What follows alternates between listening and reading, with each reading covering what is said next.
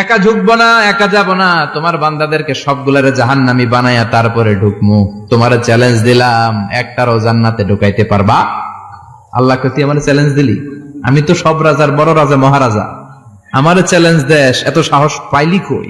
তুই আজীবন ওয়াসওয়াসা দিয়ে পাপ কাজ করাবি, একদিন তাফসীর মাহফিলে এসে আমার বান্দা ক্ষমা চাবে, আমি মাফ করে দেবো, তুই কি করবি?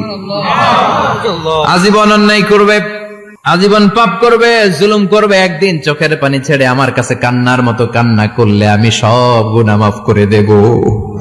এজন্য আল্লাহ বললেন, ইয়া আইয়ুহাল্লাযীনা আমানু তুবু ইলাল্লাহি তাওবাতান নাসুহা।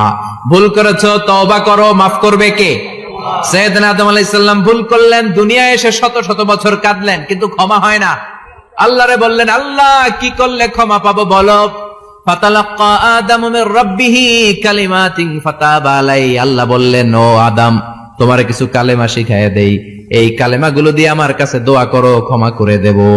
আল্লাহ শিখায় দিলেন, ও আদম, দুই হাত তুলে চোখের পানি ছেড়ে আমার কাছে পড়ো, রব্বানা, পড়েন, রব্বানা যালামনা আনফুসানা ওয়া ইল্লাম তাগফির লানা ওয়া তারহামনা লানাকুনান্না মিনাল খাসিরিন। এটা